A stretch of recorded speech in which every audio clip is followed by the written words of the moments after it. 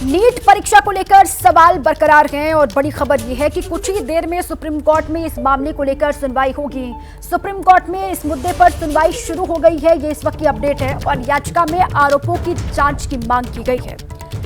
और supreme court ने इस याचिका पर भी एनटीए को नोटिस जारी कर 8 जुलाई को जवाब देने को कहा है। सुप्रीम कोर्ट ने एनटीए से कहा कि उम्मीद करते हैं कि आप वक्त रहते उचित कार्रवाई करेंगे। और इस पूरे मामले में सुनवाई शुरू हो चुकी है। आइए अंकित का रुख करते हैं, मेरे सहयोगी लगातार बने हुए हैं। अंकित, सुनवाई शुरू हो चुकी है सुप्रीम कोर्ट में इस मामले को लेकर। जी बिल्कुल, याचिका पर सुनवाई शुरू हो गई है। हालांकि कोर्ट ने सुनवाई करते ही सबसे पहले तो एनटीए को नोटिस जारी किया है, क्योंकि जो याचिका में मांग की गई थी कि इस मामले में जिस तरीके के तथ्य सामने आए हैं, अब उस मामले में रीनीट होना चाहिए और जो जांच है वो पारदर्शी तरीके से होनी चाहिए और सुप्रीम कोर्ट के सामने आनी चाहिए। तो सुप्रीम कोर्ट ने सबसे पहले यही कहा है, क्योंकि इससे पहले बाकी याचिकाओं में भी हमने जो एनटीए को नोटिस जारी कर जवाब मांगा है, लिहाजा इस याचिका पर भी एनटीए को जवाब देना होगा। मामले की सुनवाई तो 8 जुलाई को होगी, लेकिन इस सबके बीच में कोर्ट की एक टिप्पणी जरूर सामने आई है। कोर्ट ने कहा है कि अगर कहीं कोई गड़बड़ी हुई है तो इसको भी देखा जाना जरूरी है कि किस तरह की गड़बड़ी हुई है, क्योंकि आनन फानन में ऐसा कोई भी फैसला नहीं लिया जा सकता। लाखों बच्चों के भविष्य से जुड़ा हुआ यह मामला है, जिन्होंने इस परीक्षा की सालों तक तैयारी की है। कोर्ट ने इस सबके बीच में एनटीए यानी कि नेशनल टेस्टिंग एजेंसी से भी टिप्पणी करते हुए कहा है कि हम उम्मीद करते हैं कि आप वक्त रहते उचित कार्रवाई करेंगे, क्योंकि यहां पर जो सवालों के घेरे में सबसे ज्यादा है वो नेशनल टेस्टिंग एजेंसी है, जिसके ऊपर अलग अलग तरह के आरोप लग रहे हैं, पेपर लीक से लेकर के जो दूसरे लोगों ने पेपर एग्जामिनेशन में अपीयर होने तक के ऐसे आरोप लग रहे हैं। कोर्ट ने नीट से जवाब देने को कहा है, लेकिन जो याचिकाकर्ता है उन्होंने कोर्ट से एक और मांग कर दी है। उन्होंने कहा है कि नीट जब जानकारी आप दे रहे हैं कि सुप्रीम कोर्ट ने एनटीए से जवाब देने के लिए कहा है और 8 जुलाई को जवाब एनटीए देगा, ये सुप्रीम कोर्ट ने बात कही है। बहुत शुक्रिया आपका अंकित इस पूरी जानकारी के लिए। देखिए, अब इस पूरे मामले को लेकर बिहार पुलिस को नीट पेपर लीक के मामले में 2 दिन में नए सबूत मिले हैं।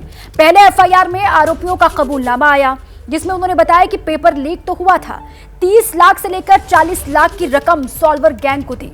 परीक्षा से एक दिन पहले क्वेश्चन पेपर उनको रटवाया गया, उनको आंसर्स बताए गए और फिर वही पेपर एग्जाम में आया। बिहार पुलिस की आर्थिक अपराध शाखा को कुछ पोस्ट डेटेड चेक मिले, जिनके बारे में यह अंदेशा है कि ये वही चेक हैं जो सॉल्वर गैंग को पेपर लीक करने वालों को दिए गए थे। पुलिस अब बैंक अकाउंट होल्डर्स की जानकारी जुटा रही है, लेकिन सबसे बड़ा सवाल उस इंजीनियर को लेकर भी है जिसने डॉक्टर वाले एंट्रेंस एग्जाम का चीट कोड तैयार किया। कौन है साजिश का सिकंदर? एबीपी न्यूज की एक्सक्लूसिव पड़ताल आप देखिए।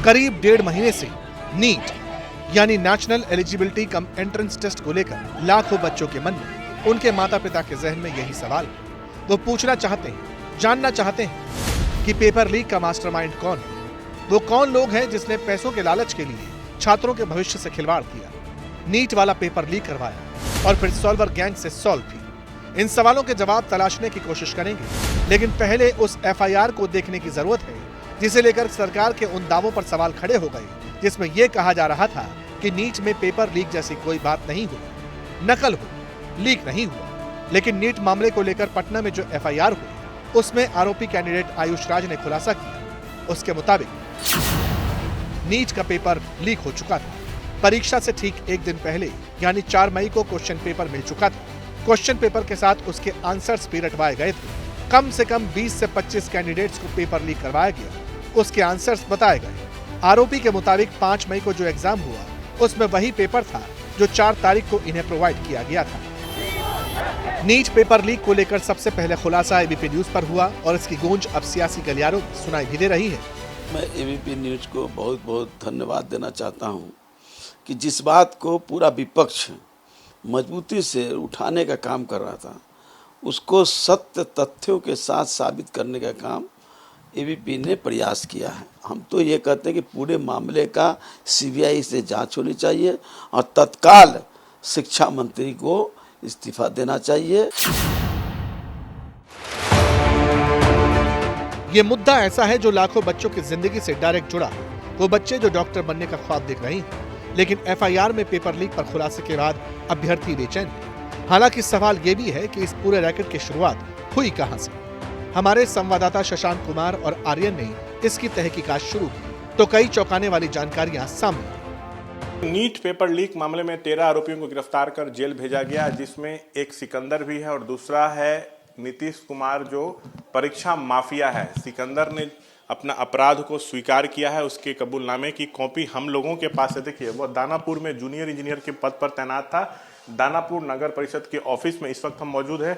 इसी कमरे के अंदर जो है सिकंदर बैठता था। इसी ऑफिस में अमित आनंद और नीतीश कुमार जो परीक्षा माफिया है वो सिकंदर से किसी काम से मिलने आए थे और इन दोनों ने सिकंदर से ये कहा था कि हम लोग नीट, बीपीएससी, यूपीएससी एवं अन्य प्रतियोगिता परीक्षा का पेपर जो है उसको लीक कराकर अभ्यर्थियों को उत्तर देते हैं और उत्तर रटवाते हैं और परीक्षा में वही प्रश्न बिल्कुल पूछा जाता है। सो अभ्यर्थी बहुत ज़्यादा नंबर से पास हो जाते हैं।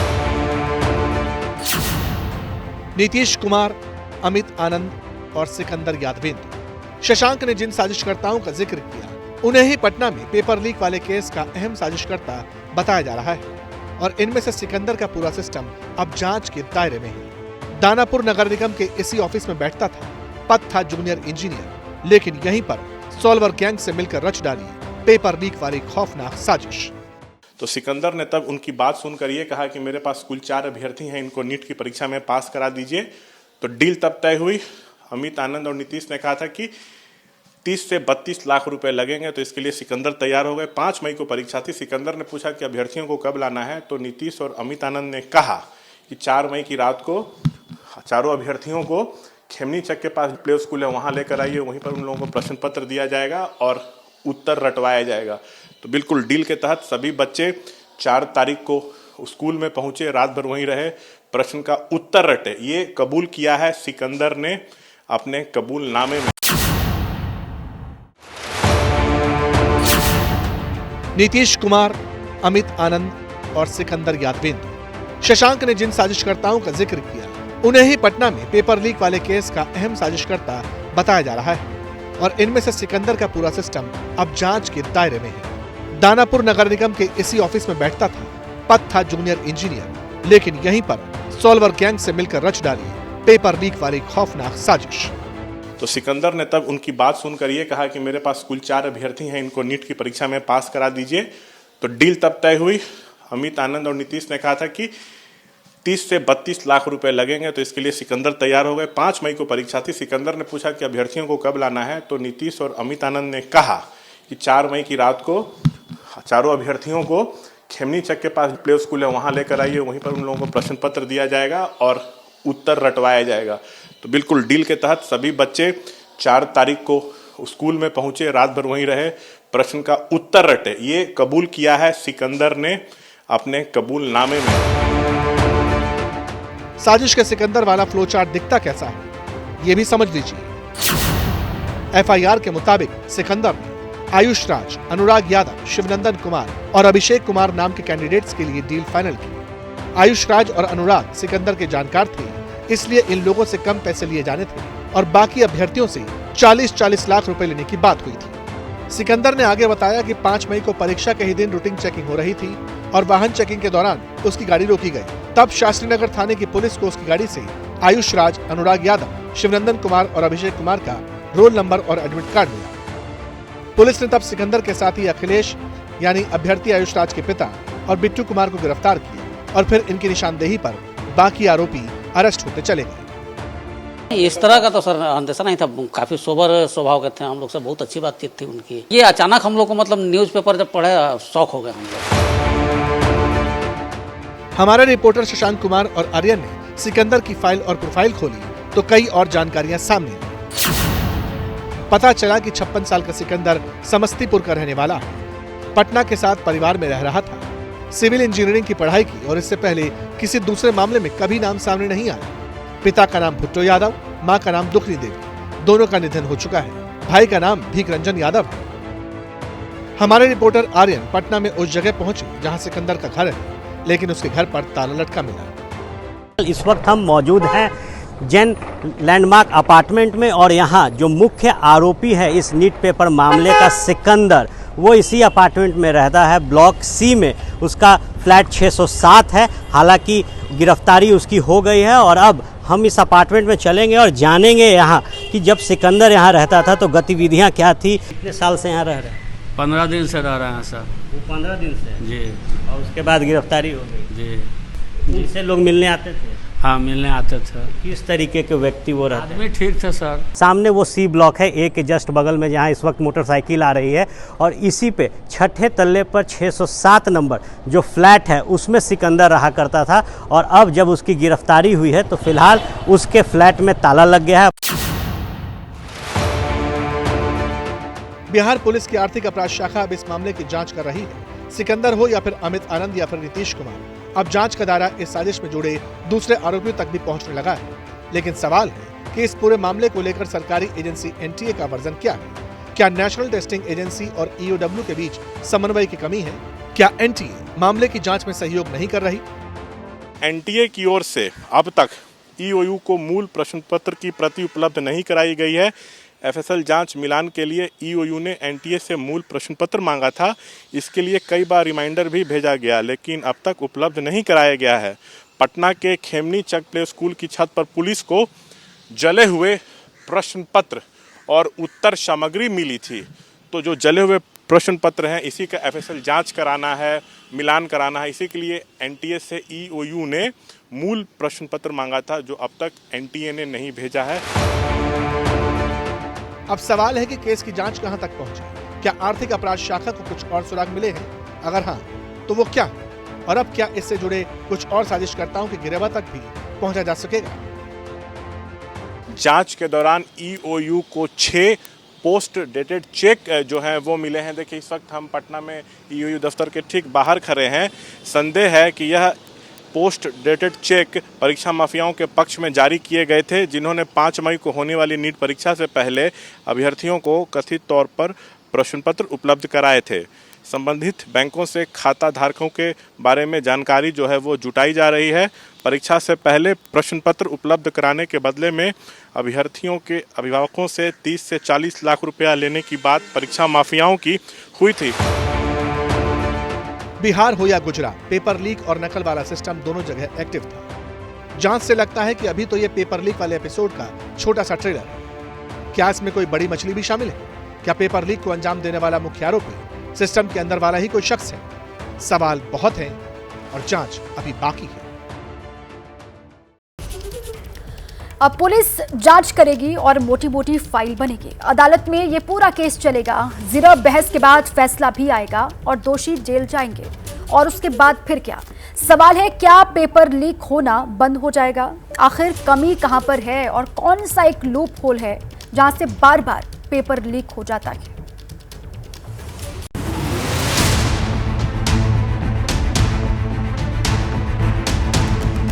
परीक्षा रद्द हो वही एक रास्ता है, क्योंकि ऐसे बहुत सारे केसेस हैं जो हाईलाइट भी नहीं हुए हैं। ग्रेस मार्क देकर किसी को ऑल इंडिया रैंक 1 नहीं बनाया जा सकता है। पेपर लीक के कारण जिस बच्चे को नहीं भी आता था वो कर लिया और हम लोग मतलब रैंक भी नहीं आया, कॉलेज भी नहीं मिला। अगर इस बार क्वेश्चन पेपर लीक हुआ तो हो सकता है कि अगले साल भी हो। हम लोग अपने फ्यूचर की टेंशन है। इन्हीं के जैसे करीब 24 लाख छात्रों ने डॉक्टर बनने के लिए डॉक्टरी की एमबीबीएस और बीडीएस वाली पढ़ाई के लिए रजिस्ट्रेशन करवाया। बीते महीने एग्जाम भी दिया, लेकिन सॉल्वर गैंग ने पेपर लीक कर दिया।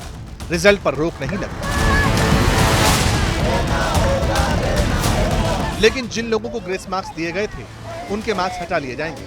अब या तो उन्हें दोबारा पेपर देना होगा या फिर हटाए गए मार्क्स के बाद अपना स्कोर एक्सेप्ट करना होगा। मगर इन सारी बातों के बीच बेसिक सवाल क्या है? मेन मुद्दा क्या है? मेन मुद्दा यह है कि कौन इसकी गारंटी देगा कि अब पेपर लीक नहीं होगा? इसकी क्या गारंटी है कि लाखों छात्रों के भविष्य से खिलवाड़ नहीं होगा? इसकी जिम्मेदारी कौन लेगा कि अब प्रतियोगी और बहाली परीक्षा बिना किसी विवाद संपन्न हो जाएंगी? आखिर सॉल्वर गैंग को इतनी गोपनीयता से छपने वाला पेपर मिल कैसे जाता है? वो कौन सा सिस्टम है जहां से इतने बड़े बड़े पेपर लीक हो जाते हैं? सवाल तो यह भी है कि राज्य हो या केंद्र, पेपर लीक करने वाले सॉल्वर गैंग को जड़ से खत्म करने की कोई टाइमलाइन सेट हुई है या नहीं? सरकार का या प्रशासन का उद्देश्य सिर्फ यही नहीं है कि कुछ लोग गिरफ्तार हो गए हैं और वहां तक ये चीजें सीमित हो जाएं। हमें जड़ तक पहुंचना है कि कौन लोग इसके पीछे शामिल हैं, कौन साजिश करता है, कहां तक इनके तार फैले हुए हैं। और कदाचार मुक्त परीक्षा हो, पूरे देश में सबकी यही इच्छा होती है और ये एक कोड की तरह है समाज में। हम इसे राजनीति के चश्मे से नहीं देखते हैं, सरकार किसी की भी हो। सही कहा नेताजी, सियासत नहीं होनी चाहिए, हरगिज नहीं होनी चाहिए, लेकिन होता क्या है, सिर्फ सियासत। विपक्ष वाले सरकार को कोसते हैं और सरकार में बैठे मंत्री संतरी व्यवस्था की दुहाई देकर पिछली सरकारों को। यही कुचक्र चलता रहता है, कई सालों से चल भी रहा है। लेकिन इसी में मूल मुद्दा दब जाता है कि इतने बड़े बड़े कॉम्पिटिटिव और रिक्रूटमेंट वाले एग्जाम्स को लीक प्रूफ बनाने के लिए क्या उपाय किए गए। एनटीए की कितने भी बड़े दायित्वधारी हो, अगर वो उनमें गुनहगार पाए जाएंगे उनको भी छोड़ा नहीं जाएगा। और एनटीए में बहुत सुधार की आवश्यकता है, सरकार उसके ऊपर भी चिंता कर रही है। लेकिन मैं फिर आश्वस्त करता हूं, किसी को, कोई भी गुनहगार को छोड़ा नहीं जाएगा, उनको कठोर से कठोर दंड मिलेगा। अच्छी बात है, सजा दीजिए, नजीर पेश कीजिए, मगर लूप होल्स का क्या करेंगे जनाब, जो सिस्टम में। पेपर लीक वाला कैंसर खत्म कैसे होगा? जिस तरह दीमक को मारने के लिए इंजेक्शन वाला ट्रीटमेंट करना पड़ता है, उसी तरह पेपर लीक करने वालों पर सर्जिकल स्ट्राइक की जरूरत है। वैसे पेपर सेट होने से लेकर लीक की गुंजाइश कहां बनी रहती है, ये जानना भी जरूरी है। तो क्वेश्चन सेटिंग जब किया जाता है तो इसको काफी गोपनीय रखा जाता है। जो क्वेश्चन सेटर है उसको इतना तो पता रहता है क्या क्वेश्चन सेट किया जा रहा है, लेकिन किस प्रश्न का चयन किया गया है इसकी जानकारी उन्हें भी नहीं रहती है। तो मेरा मानना है कि क्वेश्चन सेटर ऐसा करने में असमर्थ हैं। दूसरा, प्रिंटिंग के दौरान इसकी संभावना अवश्य है। तो क्या पेपर सेट करने के लिए प्रिंट करने और फिर ट्रांसपोर्टेशन करने के बीच ही पेपर लीक का खेल हो सकता है, या फिर इसकी जड़ें कहीं और मौजूद हैं? क्या बात नेशनल टेस्टिंग एजेंसी के अफसरों तक भी पहुंच सकती है? क्या घर का बेदी ही लंका ढहाने का काम कर रहा है? सवाल बहुत सारे हैं, क्योंकि पेपर लीक का ये मैटर सिर्फ एक इवेंट तक सीमित भर नहीं है। 718 नंबर कैसे आ गए बच्चों के? अगर एक क्वेश्चन गलत होगा तो 4 नंबर तो उस क्वेश्चन के और एक माइनस, तो 5 नंबर कम होने चाहिए। तो 720 नहीं होते तो 715 होते। मेरा ये मानना है कि 650 से लेकर 720 तक के बच्चों की दोबारा परीक्षा हो।